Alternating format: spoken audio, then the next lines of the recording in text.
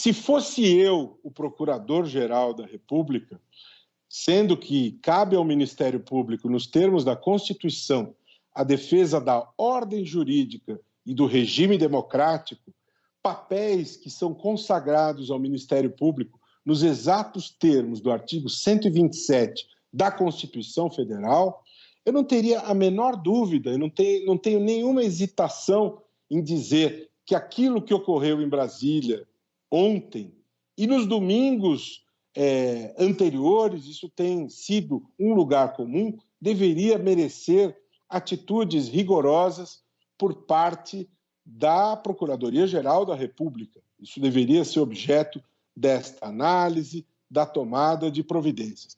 No entanto, a gente deve lembrar também, tentando observar os dois lados desta moeda, o direito, diferente de outras ciências, como a medicina ou a engenharia, Ana, é uma ciência de natureza interpretativa. A medicina, a engenharia, a biologia são ciências empíricas, cujo conhecimento se constrói a partir da repetição de experimentos, e aí você chega a conclusões e vai construindo conhecimento. O direito, ele constrói conhecimento a partir de experiências interpretativas. Estou querendo dizer o seguinte: o excelentíssimo senhor Procurador-Geral da República, Augusto Aras, ele poderá construir outra interpretação relacionada a este tema, podendo dizer que, na verdade, ali houve o exercício do pleno direito à manifestação, que as pessoas têm o direito a se manifestar, que esse é um interesse constitucional prevalente, como nós temos esse debate sobre a questão da exibição dos exames médicos do presidente. Existem os dois lados desta moeda. Alguns dizem que sim, que é uma questão de interesse público, interesse maior, e aí há o argumento contrário de que é uma questão da intimidade e que ele não seria obrigado a exibir. O que eu estou querendo dizer, Ana, é que existem os dois lados desta moeda. O direito é uma ciência interpretativa e caberá ao Procurador-Geral da República optar por um caminho. Qual é o caminho? Qual é a estratégia a seguir?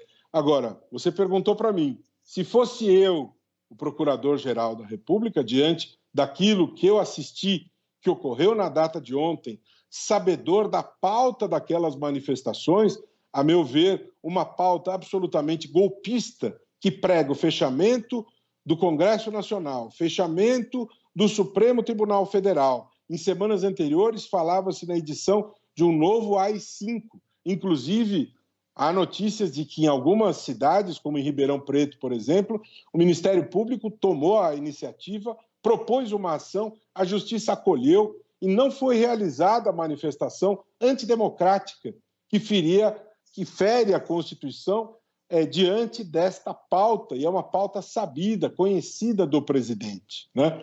Portanto, me parece que tudo isso é bastante grave. Nós não estamos diante do direito à liberdade de manifestação, vamos defender a vida dos animais, ou o voo livre das pombinhas brancas, ou a saúde das pessoas doentes, ou o direito dos consumidores. Não, nós estamos falando de uma manifestação que prega o desrespeito aos cânones da democracia. E isso não é plausível, isso não é razoável, isso não é aceitável. Portanto, a meu ver, se fosse eu, agiria de maneira a haver consequências em relação a isso.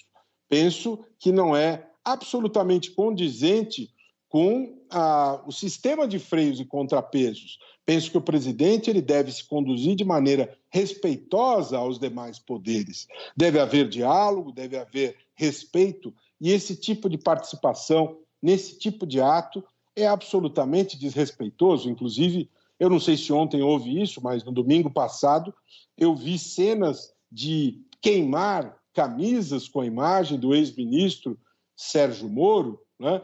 E com certeza essas pessoas não tiveram essas ideias individualmente do nada, né?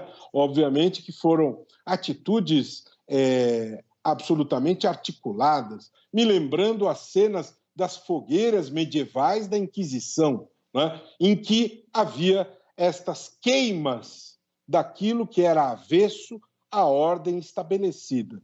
Então, esse tipo de coisa, esse tipo de situação é, a meu ver, absolutamente assintoso à democracia. Espancar um jornalista porque simplesmente está cobrindo um fato jornalístico no Dia Mundial da Liberdade de Imprensa me parece gravíssimo.